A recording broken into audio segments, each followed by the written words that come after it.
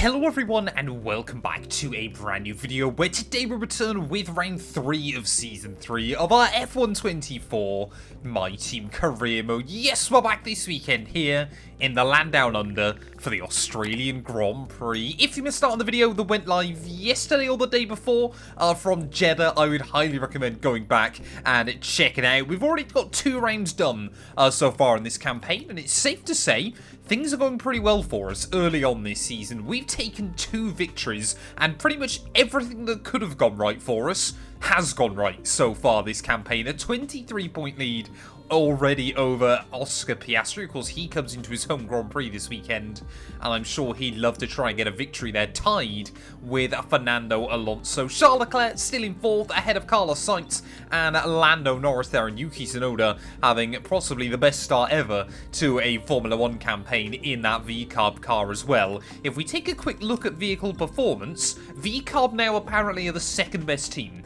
inside this game, so they are really cooking early on this season. We've still got a little bit of an advantage over the rest of the field, but certainly not too much of a dominant force still at the top of the table. The car has ultimately lacked a little bit of pace. We've kind of just found ourselves at the right place at the right time in those first couple of races of the season. Of course, if you're new around here as well, please do make sure you leave a like, get yourself subscribed to the channel. We're trying to hit 5k subs here before the end of the year. We've got less than 200 to go, so hopefully you'll help us get one step closer to our objective. But anyway, let's head out then onto the Albert Park circuit, straight into qualifying. Hello everyone, it is time for qualifying at one of our very favourite stops on the calendar. It's Albert Park, and we're about to take the cars right up to the edge. Well, it does always amaze me just how quick the cars have become inside this game, especially around a track like Albert Park. You really do feel the speed. Already seen times dipping down into the 1 minute 14s, and I wonder just how much lower that can go. We've seen with these short qualifying sessions that actually there is a lot of track evolution still, which is really interesting there. As there we go, Carlos Sainz down to a 1:14.5. I mean, yeah, it's such a fun track. I do really think, you know, a lot of F1 circuits in recent times, by making them simpler, you know, kind of have lost some of the magic, and I really feared that Albert Park would be one of them. But yeah, this place is a really good fun venue now to throw a car around.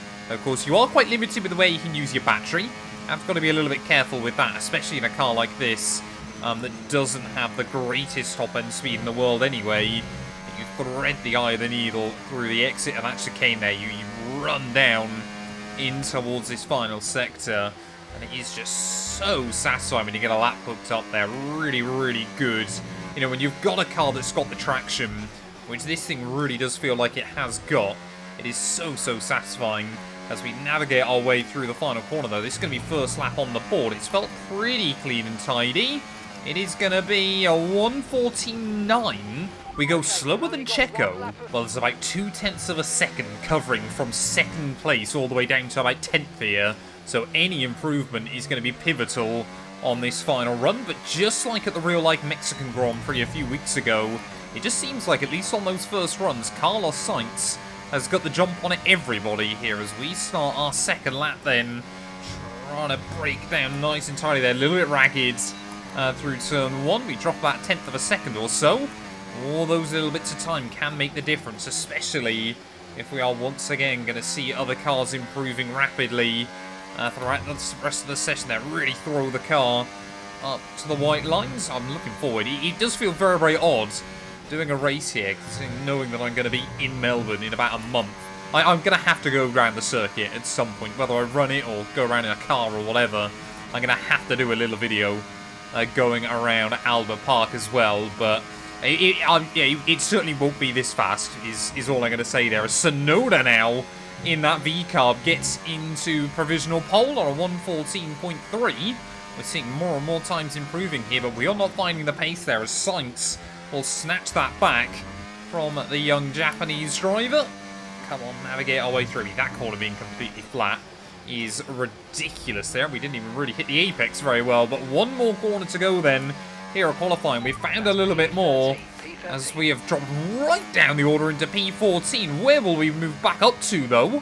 Only P10. I mean, the fact that we are 4/10 off pole position and only in 10th place there goes to show just how ridiculously unpredictable F124 is becoming there. It's going to be a Spanish front row lockout, though, between Carlos Sainz and Fernando Alonso. Yuki Tsunoda will once again be the best of the Red Bulls, or VCarbs, or everything within that organisation. Perez will line up 5th ahead of Charles Leclerc there. McLaren lacking a little bit of pace down in 8th and 9th. Any other major surprises? Though I don't think so. Mercedes have just been thrashed by so many other teams. Welcome to magnificent Melbourne in the Australian sun. This is a fantastic city and it's a fantastic and slightly revised racetrack.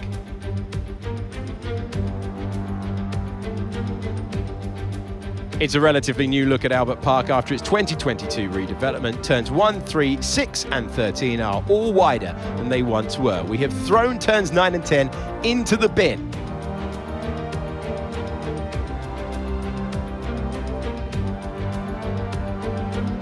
It's time to see how our drivers are stacking up after yesterday's exciting qualifying session. An immense lap from Carlos Sainz yesterday puts him in pole position, and Yuki Tsunoda completes the front row. Looking at the rest of today's grid, we have Verstappen, Perez, Leclerc, Zhou, Oscar Piastri, Norris, Mr. Monaco, Hamilton, Stroll, Fernando Alonso, Russell, Ricciardo, Albon, Ocon, Bottas, Gasly, Teo Porcher, Hulkenberg, Sargent and Dennis Hauger. It's almost time for the lights to go out, so let's head down to the track where preparations are underway. Well, we have picked up one free spot then due to some grid penalties, so, you know, we got to look at the positives here because we are starting a bit further down the order than I would have wanted here in Albert Park. But so far this season, you know, with the pace gap being so little between so many cars, if you can just pick your way through, then yeah, it's really not the end of the world, of course. It'll depend on, you know, red flag, safety cars, things like that. Obviously, we got 2 of those back in Bahrain, which was probably the most spread out race we've had so far inside this series. But ready on the grid then, waiting on those 5 red lights here for the Australian Grand Prix, and it is going to be lights out and away we go. There, Alonso, of course, being the one taking those grid penalties, and that meant Yuki Tsunoda is going to really try and hang Sainz in towards someone there. The Spaniard is going to give him a squeeze, and Tsunoda will be forced to just stay in P2 there. My main championship rival early on, Oscar Piastri, right in front of me there, so we're going to try and have a look down the inside of the local lad.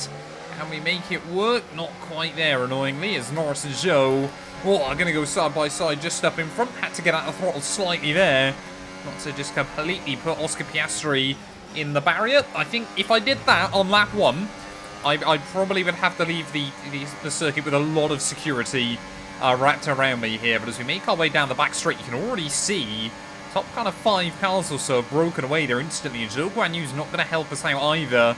Again, trying to look around the outside of Lando Norris there. And McLaren will bobble over the curbs, but hang on to the position. Can we again try to have a look around the outside of his teammate? No, we can't.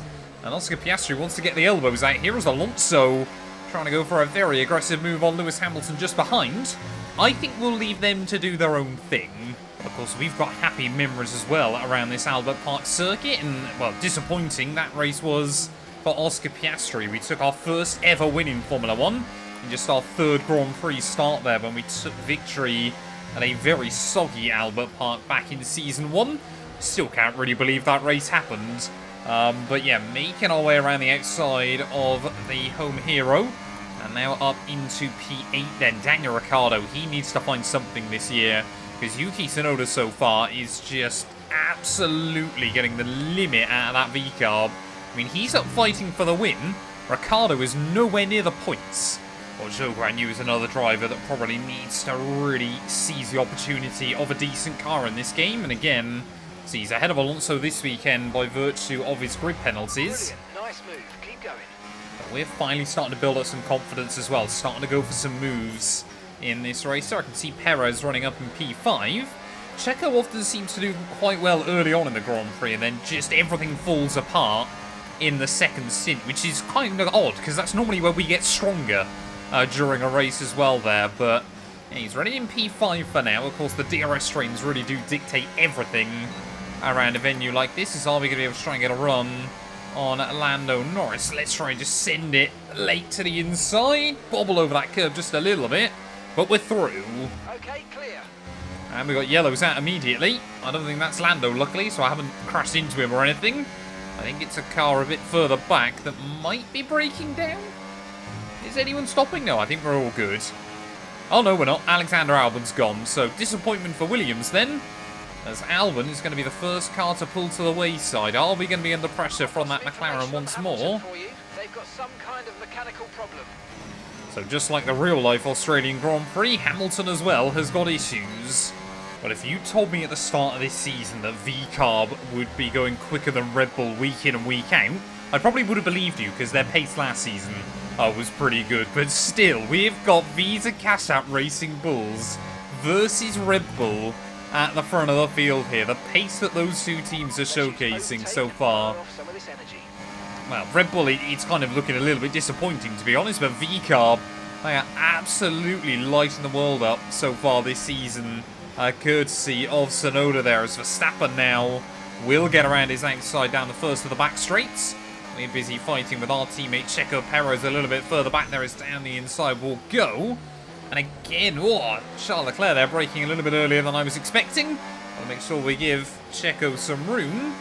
But yeah, it seems like whenever you kind of make the move, or you've given the other cars DRS here, you don't end up falling into second. You drop all the way down to P3. As Verstappen has really used that to the best of his ability, and he's trying to make a break for it. Here's some information on Russell for you. Okay, thanks for that, Mark. That's very useful, isn't it? As both Mercedes then clearly with some issues here. Down the inside of Charles Leclerc we're going to go as one V-Carb watches on. He watches two former Toro Rosso teammates now battling for the lead of this Grand Prix. See what you want about the Red Bull Junior program. But this weekend, 3 of its alumni working well. We have, been very quickly able to slip our way towards the front of the order, though, in this Grand Prix. As we got yellows out again. Who's that now with mechanical issues? 2 failures very early on in this Grand Prix. Is that a Mercedes? No, I think that's a McLaren. Is that Oscar Piastri? Don't say it is. I believe that might well be. No, it's Lando Norris out of the Grand Prix there, so... Well, the hometown crowd, I'm sure, can breathe a sigh of relief. But, yeah, Lando Norris, our second Mercedes power unit failure of the day. And with both of the factory Mercs with mechanical gremlins as well, does not bode well for them. Well, Sainz and Verstappen then, they're just battling with each other every single lap at the moment. Trying to use that DRS, and Tsunoda and I kind of just having to wait in the wings. Perez now has moved his way back into P5 then, ahead of Charles Leclerc a little bit further behind, but those two need to work together here to try and stay in the range of the DRS. As Verstappen, back to the lead of the Grand Prix once more, but we are really struggling for tyre grip at the moment, as I think that moment just shows you they're lucky to keep that one out of the barrier. I think we're going to have to try and pit now, maybe a little bit earlier than I'd like, but maybe we can work an undercut. Sainz again then. He tried to have a look to the inside of Verstappen and thinks better of it there. I mean, look at that. Tsunoda trying to have a look around the outside of Carlos then. This is getting very, very scrappy, and I definitely want to pit to try and get out of this little train there. We'll get a good run on Yuki off the exit of the corner, but you just can't do anything with it. Tsunoda now, sends it down the inside of Carlos Sainz there. It's all getting a little bit kind of argy-bargy at the moment, as I think everybody is just preparing to make a pit stop there. Verstappen, all 3 of our top runners stay out. But Verstappen again has got a little bit of a breakaway. We need to be aggressive on pit lane entry. That was a little bit cautious, but again, I'd rather not get a 10-second time penalty either there. So I think one of the Saubers is pit already. But we are going to be one of the earlier runners into the box then. Okay, mate, that's it. Go, go, go. That was a fantastic stop. Faster than we were expecting. Okay, stay clear. Happy with that pit stop time. We'll receive a penalty for dangerous driving if you cross onto the track. As we will come out just behind Lewis Hamilton there, who is still struggling in that Mercedes car. Luckily, we'll get some DRS as well. But yeah, now we've really got to try and work this undercut. Hamilton is so unbelievably slow at the moment. It's always the way when cars have got mechanical issues on this game. They're just incredibly slow off the exit corners there. So we'll go around the outside of Lewis quite comfortably. I'm going to try and find a way around Hulkenberg. So, just see how much pace difference there is, especially between, a fast car and a slower one, and also obviously fresh tyres versus worn out mediums. As well, that's worked out really nicely for us that lap. We've probably gained close to a second just by having the DRS. There's a load more cars then into the pit lane. We're going to see most runners box over the next couple of laps. There is Charles Leclerc. There is Yuki Tsunoda. So we haven't quite got the jump on Yuki just yet, unless we get the power down out of turn 1. Try and see if we can get the run on him. No, he's got the DRS, so we need to try and work with him now. We've got the gap over Leclerc, but if Verstappen and Sainz fight this lap, Yuki and I could break free. Car behind, running hard tyres. I'm not going to try and attack Yuki this time. We're just going to see if we can work the undercut. No, it's locked the car in lean mix.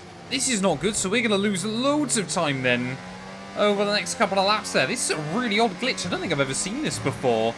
I know it does happen in the game, but I've never had it personally. So look how little straight line speed we've got there. Charles Leclerc will say thank you very much. Going to get, a little bit nip and tuck as contact between him and Max Verstappen there. I think Leclerc just got a little bit worried about where he was going to have to try and position the car, but we have got no straight line speed at the moment. We are dropping down the order as we've got one car still out there. I've got no idea who that is, though. As Verstappen then tries to put a power move down the inside of Charles Leclerc. He will go in hot pursuit then of the other Ferrari and the sister V-Carb car. I mean, what do you do if V-Carb here are delivering as well as they are early on this season? Do you just try and work out what's making that car work? Potentially, just under the table, give that information to Red Bull? Use your overtake button more. It's time to utilise some of this energy. Come on. Really, really interesting kind of, the politics at play there, as he's going to be Lance Stroll, our final car, into the pit lane in that second Red Bull. But, yeah, I think we've got the car back up to full performance once more. You can see this train extends down to P9, Fernando Alonso. And there is, about 4 seconds covering everybody. Well, I don't think Charles Leclerc is going to stay in this train for all too long, though. That Ferrari is definitely wounded after that bit of contact with Max Verstappen there. As I love that, the AI, just their willingness to completely move across you. Apparently that's my fault as well. Yeah, you just see Leclerc, he hasn't got as much damage as I thought he would get from that incident there. But having a look around the outside of the Ferrari, we're definitely still struggling top end. Whatever happened with the engine is not looking great for us. We'll go around him back into P4. But will I even be able to catch Verstappen? Well, with a little over 10 laps to go then, these are the kind of races where World Championships can be won and lost. We've got back in the DRS range, but we just simply cannot get closer to those top 3 when they're DRSing each other at the moment. We've just got no top-end speed in this car. Unless they really battle through the corners, we can stay where we are. We're not under pressure from Leclerc behind. Although he has now dropped out the DRS range there, so I'm sure Oscar Piastri will be able to move through. But whatever issue is on this car, it was always the way over the last couple of games as well. You'd get that short-term big problem, but then you would be down on power throughout the rest of the Grand Prix as well there. And you can just see as we make our way down the straight, Tsunoda, he's not using battery, he's not even using DRS, and we're still losing time. But it is so painful watching all of these battles going on and knowing we just can't really do a lot against them unless they do things like this there. Tsunoda and Verstappen again. There is no love lost between those two teams right now. Verstappen, he will concede a position to ourselves as well. So down into... I swear we just had an engine warning light flash up. Was I wrong? I seem to be wrong. Maybe I just missaw something there, but again, immediately... Verstappen, he's going to fly back down our inside in towards turn 1. Oh, easy does it, Max. I mean, now instantly we're losing time to the top 2 again. I think Verstappen's going to fly past me down the back straight. Well, I think Verstappen's got mechanical problems as well here. It might be that he's got side pod damage from the incident with Charles Leclerc earlier on. Because, yeah, that Red Bull seems to be a sitting duck in a straight line as well. And look who's up to P5. A local lad, Oscar Piastri, just slowly working his way through. He's got a couple of wounded cars ahead of him. the tyres, we won't be making another pit stop. Okay, so we're leading our teammate by 5.1 seconds.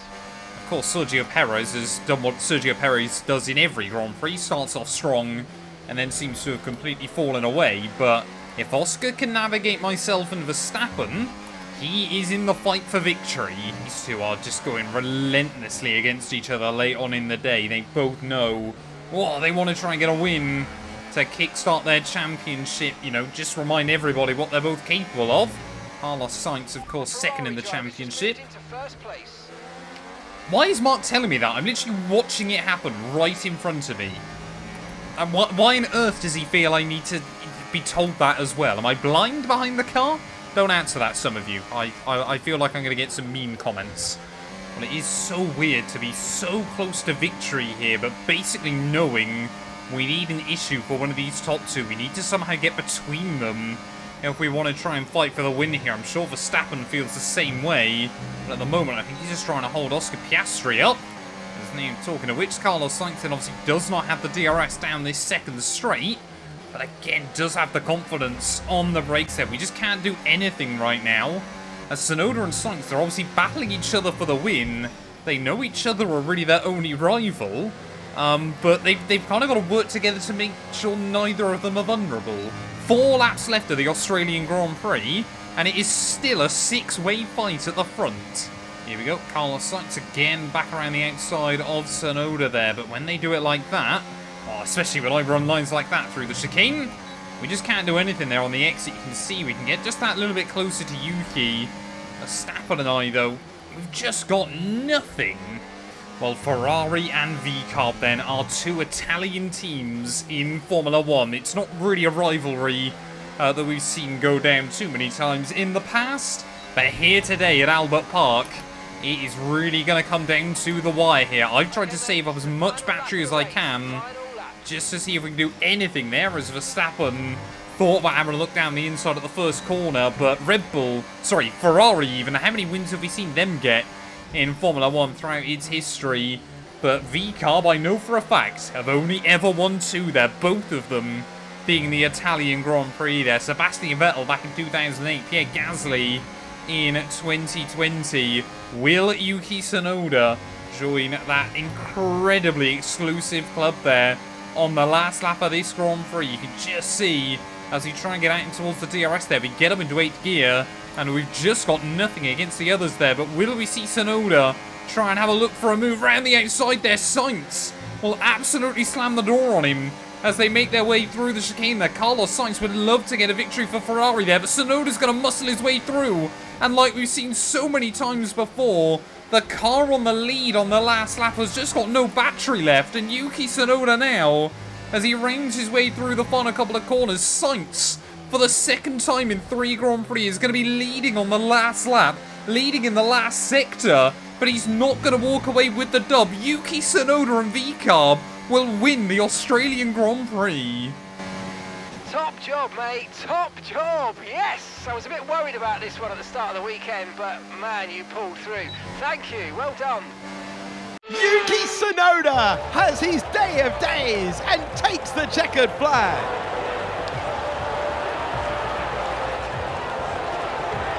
What a true show of character to fight through the grid the way they did, to not get beat down by starting so far down, and to come back and win it all. Just goes to show how strong this driver is.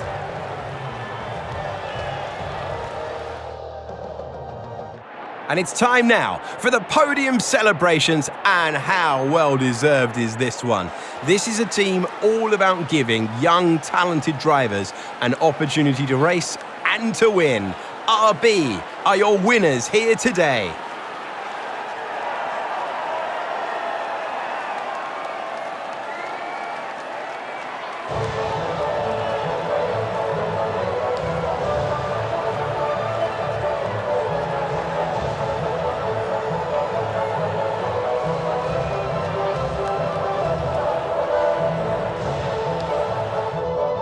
Well, there we go then. It was not what I expected coming into the weekend, but Yuki Tsunoda, that VCARB team have been so good in the last few Grand Prix there, and they have finally been rewarded, not only with their first podium in this series, but also their first Grand Prix victory there. To be honest, for us to come through for P2, with all the issues we had on the car, I'm very, very happy. Really did maximise the result in the end, beating out Carlos Sainz and Max Verstappen there. Oscar Piastri in 5th, ahead of both of the Aston Martins, with Leclerc, Perez and Stroll rounding out your top 10. But Yuki Tsunoda and VCARB definitely are going to be in the fight for the title this year. 6 cars covered by less than 2 seconds come the checkered flag. Once again, this series is delivering the bangers there. Lando Norris, Alex Albon, the only 2 that failed to see the checkered flag. But what does that do to our championship standings? Well, it means now that, yes, Tsunoda up into P2 overall there, but we've now got a 26-point buffer over everybody else, so really happy with that early on this season as well there. Oscar Piastri still in 3rd ahead of Alonso there, with both Ferraris down in 5th and 6th place. Verstappen gets some big points on the board as well down at Red Bull, but yeah, VCARB certainly seem to have the better car right now, which seems wild to be saying, or at least Tsunoda does. Daniel Ricciardo still yet to score a point this season, so I think he could be getting dropped very, very soon there. We lead the Constructors by 15 points over Ferrari. That championship, though, looking a whole lot closer there. Ferrari, McLaren, Aston Martin and VCARB all not a million miles away there, with still Alpine, Williams, Haas and Kick Sauber yet to get points on the board. But thank you all so much for watching this video. If you have enjoyed, please do make sure you leave a like, get yourself subscribed, and we'll be back very soon when Formula 1 returns ready at Suzuka for Yuki Tsunoda's home Grand Prix.